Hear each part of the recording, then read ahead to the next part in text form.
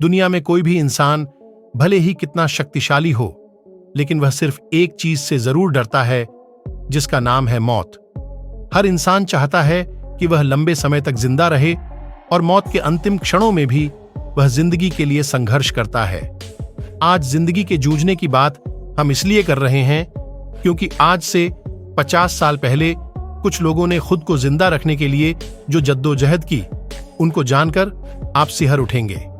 यह 72 दिनों के उस संघर्ष की कहानी है जब एक फ्लाइट क्रैश होने के बाद 2 लोगों ने हर एक पल मौत को मात दी और जिंदा रहने की आस को अपने सीने में जगाए रखा। यह कहानी 13 अक्टूबर 1972 की है, जब उरुग्वे की रग्बी टीम को ओल्ड क्रिश्चियन क्लब की टीम के चिली के साथ मैच खेलना था और वह चिली जाने के लिए एक प्लेन में सवार होकर 12 अक्टूबर को उरुग्वे के 19 प्लेयर, मैनेजर, उनके मालिक और उनके दोस्तों के साथ प्लेयर्स के खिलाड़ी मेंबर उड़ान भरते हैं। इसके साथ ही इसमें 5 क्रू मेंबर थे और यह प्लेन उरुग्वे के एयरफोर्स का था। विमान के उड़ान भरने के कुछ ही समय के बाद मौसम खराब होने के बाद उसे चिली की जगह अर्जेंटीना में उतारना पड़ता है। यहां पर रुककर मौसम साफ होने का इंतजार किया जाता है और अगले दिन यहां से चिली के लिए उड़ान भरते हैं। विमान 2:18 पर उड़ान भरता है और यह ग्लेशियर से होकर गुजरता है। विमान के पायलट को यहां से 29 बार गुजरने का अनुभव था, लेकिन उनकी जगह पर हालांकि सैंटियागो एटीसी पायलट की बात सुनकर हैरान हो जाता है क्योंकि उसे रडार पर फ्लाइट नहीं दिख रही होती है। लेकिन तभी को पायलट विमान को नीचे करता है और विमान एंडीज पहाड़ी की छोटी से टकरा जाता है और इसका पिछला हिस्सा टूट जाता है। इसमें पीछे बैठे 2 क्रू मेंबर और 3 मुसाफिर उसके साथ ही नीचे गिर जाते हैं। इसमें उड़ान के दौरान 45 लोग थे और 5 के नीचे गिरने के साथ ही 40 लोग रह जाते हैं। विमान पहाड़ी से टकराते हुए 200 मीटर तक घिसटता है और वह 2 भागों में टूट गया।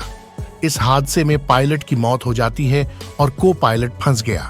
विमान में भी 12 लोगों की मौत हो गई थी, लेकिन 35 लोग अभी भी जिंदा थे। लेकिन अगले दिन 5 अन्य लोगों की मौत हो जाती है।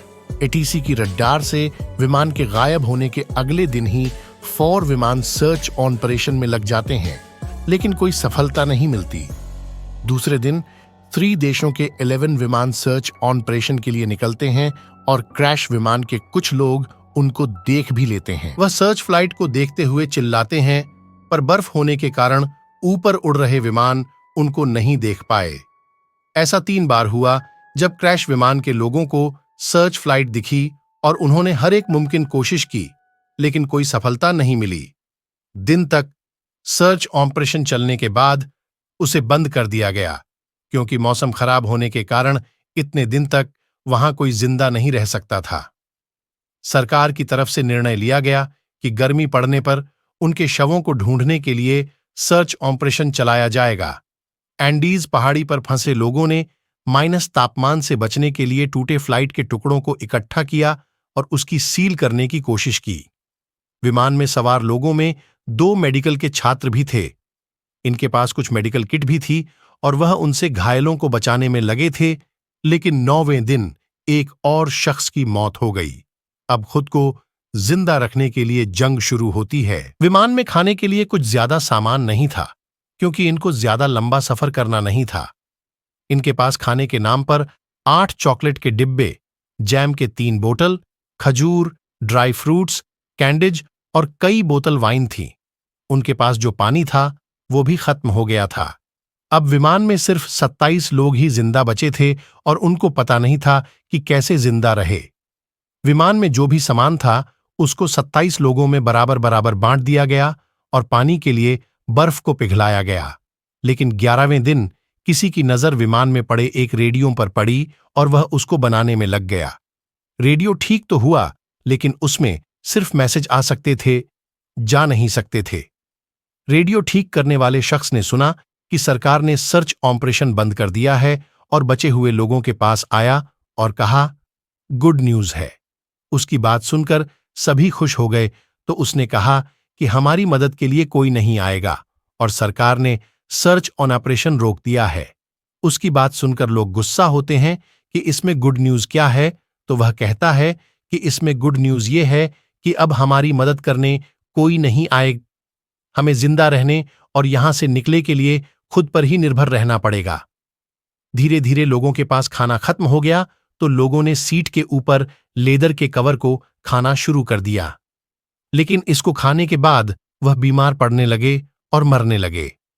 29 अक्टूबर को उसी पहाड़ी पर एक बर्फीला तूफान आता है और इन्होंने खुद को बचाने के लिए जो बनाया हुआ था वह टूट जाता है। इस तूफान में 8 अन्य लोग मारे जाते हैं। धीरे धीरे लोगों के पास खाना खत्म हो गया तो लोगों ने सीट के ऊपर लेदर के कवर को खाना शुरू कर दिया, लेकिन इसको खाने के बाद वह बीमार पड़ने लगे और मरने लगे।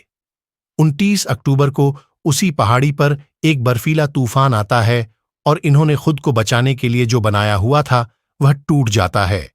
इस तूफान में 8 अन्य लोग मारे जाते हैं।